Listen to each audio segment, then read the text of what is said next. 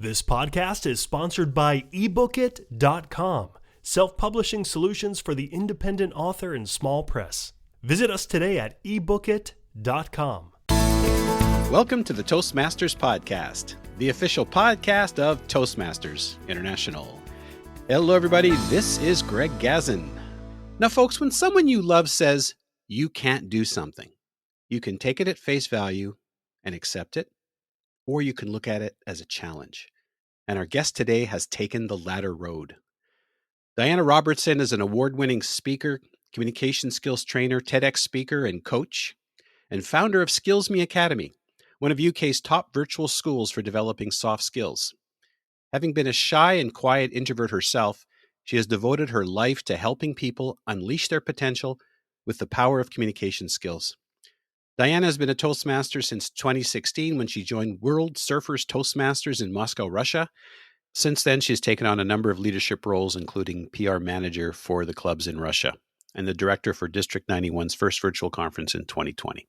She's also competed in numerous contests, which include reaching the finals in the District 91 Humorous Competition in 2021 and placing second in her division in the International Speech Contest in that same year.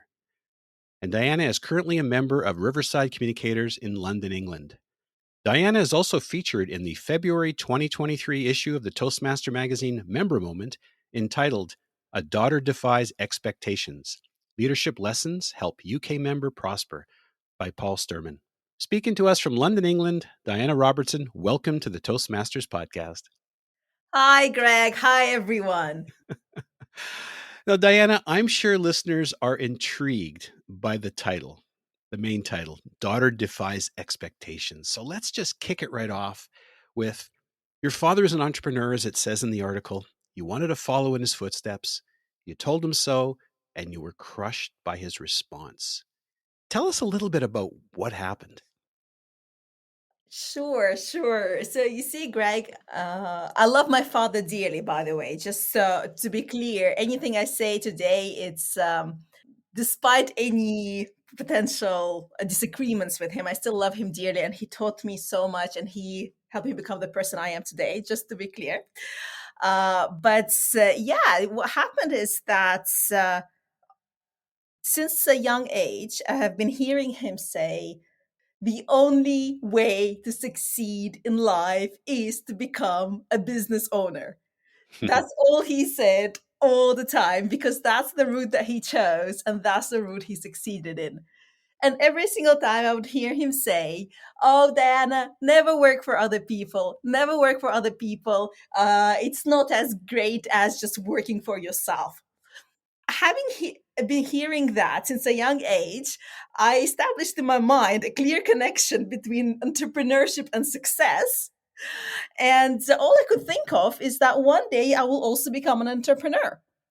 One day I came to my dad saying that, Dad, I think I'm ready. I would like to open up a business. That was when I was in my teenage years. And I heard the reply I could not expect. Oh, darling, I don't think it's for you.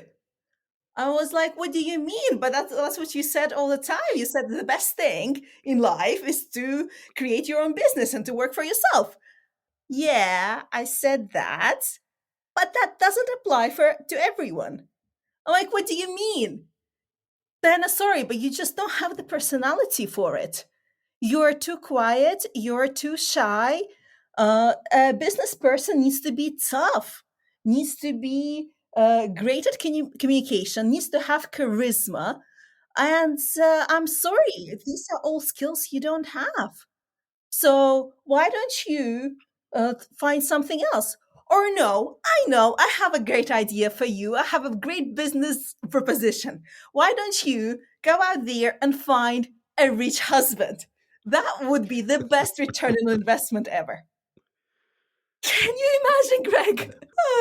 Hearing that, it was so painful. I mean, both the marriage aspect, because I took it as not him wishing me to find an easy route in life, but rather I took it as him telling me that I can't do a thing without a husband potentially helping me out. And also just hearing all those things about my communication and shyness. But worst of all, I knew that he was right in that sense. I was a very quiet, very shy person. I was very soft. I'm still quite soft. And definitely, you could not describe me as tough, not at all. So, because he was right in all these things, I believed him. Well, I started considering other routes because I thought, well, if a person who knows what he's talking about, and he should have been, since he was successful at entrepreneurship, well, if he says that, then he must be right. It's interesting because if someone had said that to me, the first thing that would have gone through my mind is, why didn't you tell me that sooner? So I'm curious. It's obviously you're passionate about this. You remember it vividly. Can you recall maybe what was going through your head when you were listening to these words from your father? A surprise, first of all, because I mean, well, he's been saying otherwise all his life, and then suddenly, oh, this doesn't apply to me. And huge disappointment, I suppose, in myself for not having those skills he was talking about and not being suited to become a leader. Well, at least that's what I thought was going on. So that was very painful, Greg. I can imagine. Ryan is also asking me this particular question, and we're both curious. What does your father think of you now that you've launched your business and you're successful in it? I'm sure that he's proud, but he's not going to say it. Yeah, I guess some dads are like that. So obviously you needed some skills building. Toastmasters came into the picture out of curiosity. How did you find Toastmasters, or did it seek you out? What was the catalyst there?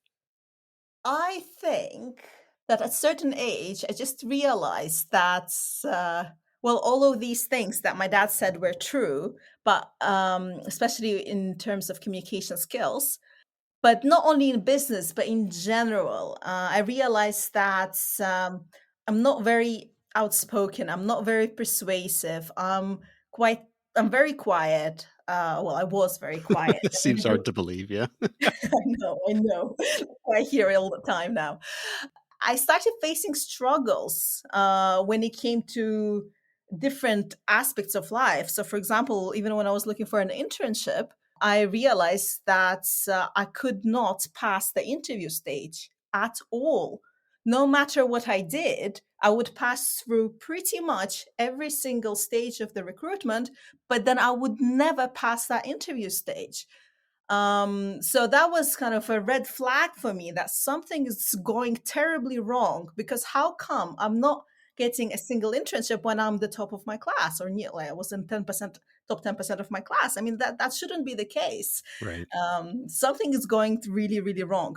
And then also there was another awakening situation also at my university when I was asked to present a 5 minutes presentation about financial fraud. So I was doing investment and financial risk management for my bachelor's. Interestingly, the task was to create that 5 minute presentation, and the presentation was not assessed on how well my public speaking skills are. It was only assessed on the knowledge and the information that I put into those 5 minutes. So I could literally be reading from a paper and that would be fine. I remember I thought, well, it must be so easy. I literally I brought a paper to read from just in case, even though I memorized the entire speech. But I remember getting on that stand and seeing 200 pairs of eyes look at me. And I realized that, oh my God, the words are not escaping my mouth. And my hands started to shake. My face went bright red. My knees started shaking. I never knew knees could shake, Greg, but they should. It was absolutely terrible because I ended up just reading the entire time from the script, and I was just feeling so embarrassed. I couldn't even raise my eyes and look at the audience, not even once. These different situations in life, they were these red flags to me that something is not going right. But the thing is, I had no idea what to do about it because I didn't see anybody teach these skills, not at school, not at university. So I just started Googling the various things out there I could learn. And one of the things that popped up was public speaking. So then again, I searched again for public speaking, and a bunch of courses popped up, and Toastmasters Club popped up. When I was searching for that, I was in Russia at the time. So this is where I'm originally from. And well, I decided to join both. I decided to join a course and a Toastmasters Club. Wow. I first joined a course. I remember that they gave me all these tools for public speaking, but after 6 sessions, I was no different. I still couldn't give a speech in front of people because I might know all the tools, but I was not able to present because I was terrified of speaking in public. And then I joined the Toastmasters Club, and I was fascinated by the approach because there they didn't give me the tools, but instead they just said, well, they asked me to come up to the stage and they asked me to speak. That was absolutely terrifying. I still remember my icebreaker, where I spent most of the time just looking at the slides because I just couldn't look at people at all. And I remember that being the number one advice during the feedback, that please look at people, not at your slides. But at that stage, I was just not ready. I was terrified. But speech after speech, I realized that actually being exposed to public speaking more often made me slowly overcome that fear of being in front of people. And one speech after another, I started seeing results, like my hands stopped shaking, my face stopped turning into a bright tomato color. And finally, I could look at people without looking at my script, without looking at the slides. And that was amazing. That was so liberating. So the feedback was definitely important. I watched your TEDx youth event that you did in London in late 2022. I watched it online. It was called How to Learn Communication Skills. I really appreciated the fact that you had this visual. You had a purse slung over your shoulder, and I was kind of wondering why you had your purse with you. But then during the presentation, it was a great visual. You took the little feedback slips that we have in the Toastmasters at our Toastmasters meeting, and you started reading them and you started sharing them with the audience. I thought that was actually very powerful. And interestingly enough, Ryan actually has this question for you. And he basically asks, Toastmasters often crave constructive feedback, which is so true. So we can figure out how to improve. And in recent years, he's come to deeply appreciate the value of positive feedback. So what he's wondering is, as you receive positive reflections of your strengths and qualities as a speaker from different people, you begin to believe them. And I'm just curious, what role has the positive feedback played for you in boosting your confidence and shaping your identity as a speaker? Oh, it was enormous, Greg. It was the absolute must in my case. I mean, without positive feedback and support from Toastmasters and Toastmasters members, there is no way I would be in life where I am today. And that applies to both communication skills and leadership skills. Because as I'm just referring back to my dad's comment, there was zero support. Right. But then suddenly, when I started taking various leadership roles at Toastmasters, I was getting the exact opposite. So in my head, I had this voice saying, oh, I'm not suited to be a leader. And then what I hear from people is always other way around. Oh, you did an amazing thing here. Oh, well done for this. Oh, you did this thing great. You hear those things, you hear these positive reinforcements, and you start believing in them. And then you start being that way. You start, it's kind of fake it till you make it in a sense. But then once you start believing in yourself and what other people say, even if it's not totally 100% true. I mean, well, you know how Toastmasters sometimes exaggerate with feedback, but in a good way. But yeah, you start believing that, and then you start being that person. And that's exactly what happened with me. And that's how I learned to take responsibility first for a small team, then for several clubs, then, later on, organizing conferences with hundreds of attendees. But that all was thanks to that positive feedback and reinforcement. If not that, and if not also belief of certain members of the community in my abilities. So normally it's people either from the district or from the area who would give me those extra opportunities that I didn't feel ready for, but they thought I was. And because they believed in that and gave me that opportunity, that's how I learned. Whereas in real life, well, not real life, but outside of Toastmasters, that might have never happened because people don't just suddenly select the person, oh, here you go, I trust you with a large opportunity, large responsibility, something you've never done in the past. That doesn't always happen.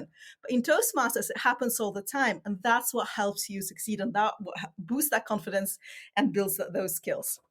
Well, what the Toastmasters experience is like in London compared to Russia? Sure. It's an interesting question to ask. Yeah. So the difference between Russian clubs and UK clubs, it's not just clubs, it's the whole environment. So until very recently, Russia was not districted. And because of that, the clubs had to come together to form an entity, let's say, and to form something to be able to deliver better results and to be connected. Clubs in Russia created this unofficial district for Russia, which is not a district as such, but it was a way to unite the clubs. And that's how they managed to create different conferences, unofficial again, but also competitions which were also unofficial because, well, you can only do that officially through district. What happened there is that you could really feel this entrepreneurial spirit because it's a small community.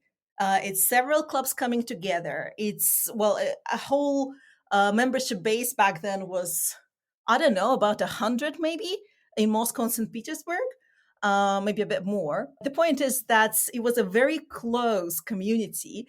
And because of that, and because there was no structure that came from the district, it became very entrepreneurial. And there were new things happening all the time. For example, I remember there was a jazz event where we combined tall tales contest with jazz. It was really fun. Wow. I love the Russian community. Now in the UK, I love the UK community as well, but you could really feel as if you compare a startup to a corporate. You could feel that. You could feel the extra numbers of meetings for the leadership team. You could feel that all the decision had to be taken not just by one person, by several people, and you had to check with the decisions with the person above you and the person above them.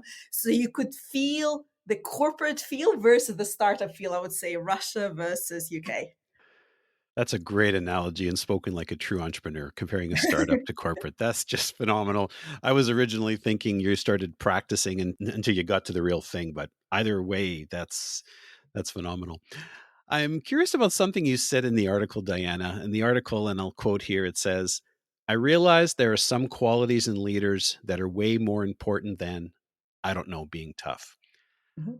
What was it that brought you to that conclusion? And can you perhaps share one or two of those particular qualities?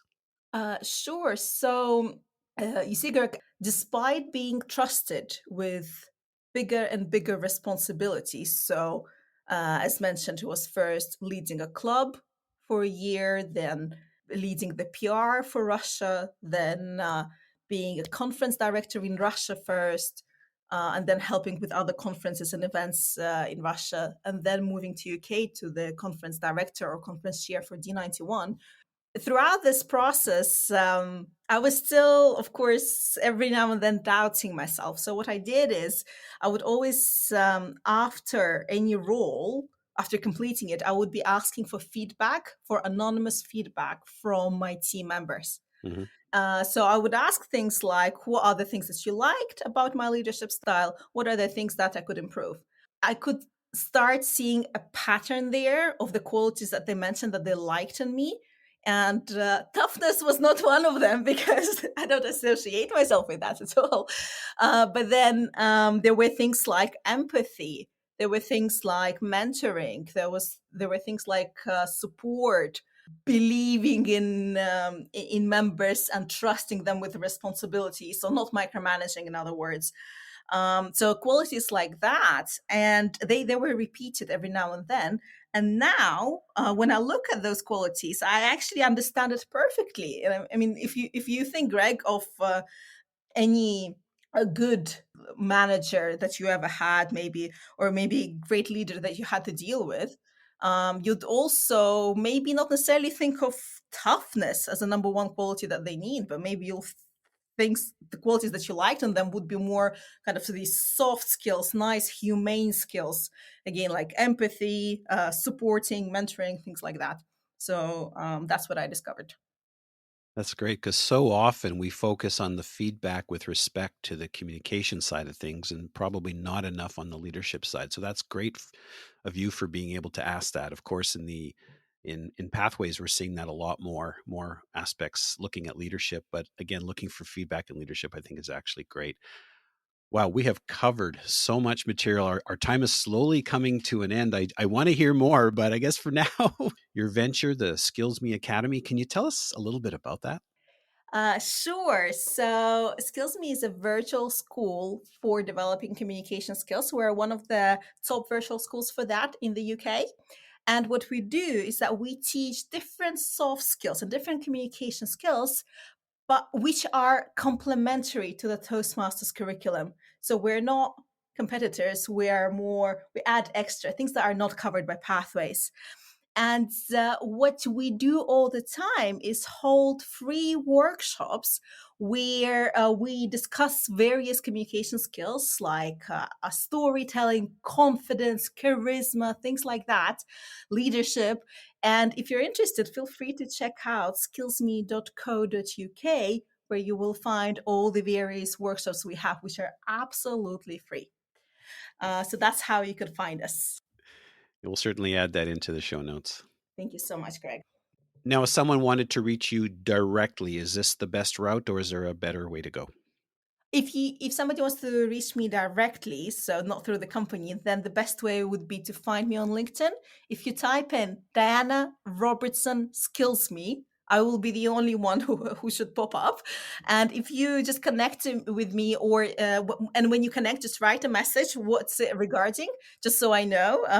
Then I'll happily connect with you, and we just can discuss anything you want. Yeah, that sounds great, because I know a number of people would be interested in reviewing or viewing your TEDx Youth event that you did in 2022, because even though it was directed at youth, I found that video very powerful, and it also reminded me a lot about what I went through trying to build my communication and my leadership skills. Thank you so much. And just so you know, a disclaimer. So the example I used TEDx was, of course, a Toastmasters club, but I could not mention the Toastmasters brand just because I was warned not to mention any brands. But anybody who watches this will understand that I'm talking about Toastmasters clubs there. I was kind of wondering about that. I didn't specifically hear the word Toastmasters. Oh. Well, Diana, this has been just absolutely fantastic. I certainly learned a lot about this. And folks, if you found this episode valuable, please share it with your friends and family and fellow Toastmasters.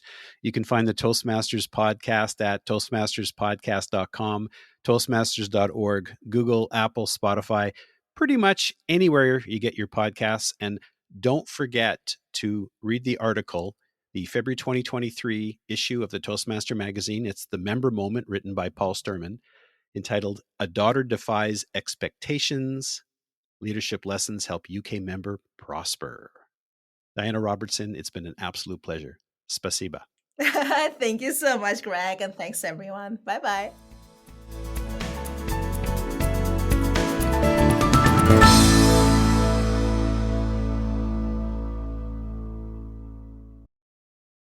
Isn't it about time you published that book you've been thinking about? We can help with that. At ebookit.com, we've been providing authors and small presses with ebook publishing services since 2010. Visit us today at ebookit.com and let us know how we can help you.